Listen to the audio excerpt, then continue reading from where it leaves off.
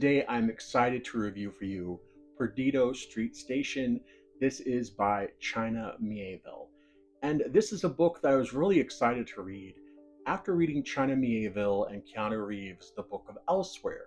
Now, I had some issues with that book, more just sort of stumbling blocks, but the writing of it really made me want to finally read some Miéville, and boy, am I glad I did. So let's get into it. I read Perdido Street Station via audiobook, and I highly recommend it if you are at all interested in this book. The narrator, John Lee, does an amazing job. Absolutely beautiful. I listened to it at 1.2 speed, had no effect, kind of sped things up a little bit, but no effect on the narration or the readability. But he just does such a fantastic job with the performance. And honestly, there are a lot of names in this book. I'm just glad I didn't have to struggle with trying to figure out how to say them, like Yakarek, and also the last name of the main character, Isaac, is Delgrimnebulin. So I'm glad I didn't have to read that in my head. Someone read it for me, and I enjoyed it a great deal because of that. Perdido Street Station is a gas lamp fantasy, a beautifully, intricately wrought gas lamp fantasy that really kind of blew my mind at times, honestly. The level of detail and the just sort of exquisite way that Miéville describes the city, New Crobuzon, where the story takes place, it really is kind of breathtaking. In it, Isaac Delgrim Nebulin, I think that's his last name, I sometimes forget, Isaac is a scientist, a brilliant scientist, who is on the verge of a fantastic discovery, even though he doesn't quite know it yet. But he is recruited by Yakarek, Garuda, to try to restore flight to him. Yakarek has done something in the past, and he's been punished for it by having his wings taken away.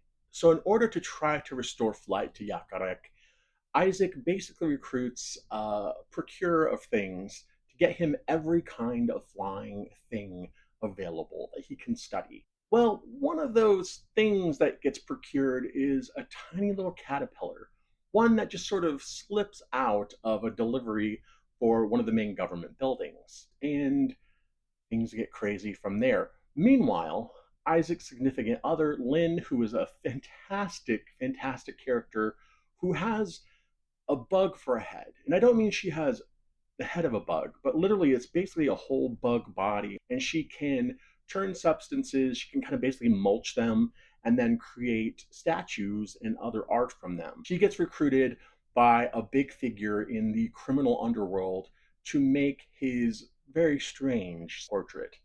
All of these things collide in very interesting ways. There's even more characters that I just don't have time to go into. The point is to say this book is intricate. It is intricately plotted. It is intricately detailed. I think the idea of it being a gaslamp fantasy is so appropriate because if you were to imagine this book as an object, it would be filigreed, it would be clockwork, it would have all kinds of moving pieces and parts that just come together beautifully. Now, if you are the kind of reader who likes to get in, get the plot, and get out, this book may not be for you because honestly, Miéville takes his time. There isn't really noodling in the sense that we're going off and learning things that don't matter, but he does take a lot of time talking about the city, its setup, the different people who live there. To me, it just makes it all come to life, and I absolutely love that. I was very transported to New Crobuzon, and I understand why people think so highly of this book. Definitely on the grittier, darker side of fantasy, and there is some pretty brutal stuff that happens in it in the course of it. Certainly look at your content warnings, but I think the level of realism that is brought to it, combined with just some cool concepts, some outrageously awesome, inventive concepts that come into play, and sometimes in significant ways, and sometimes they're just sort of whipped cream on the sundae, really. But I really appreciated the imagination at work here. Nothing is easy for Isaac and his friends in this book. And the way that the whole thing resolves, as a writer, I just appreciated the artistry of it. I 100% recommend this book. I am definitely going to read more of the series. I'm really excited to get a physical edition at some point of this book to have on my shelf. I just don't know which one I'm going to go with yet. So there is one I would love to get, but it's expensive. That's probably the expensive one. But yeah, read Perdido Street Station. I absolutely recommend it.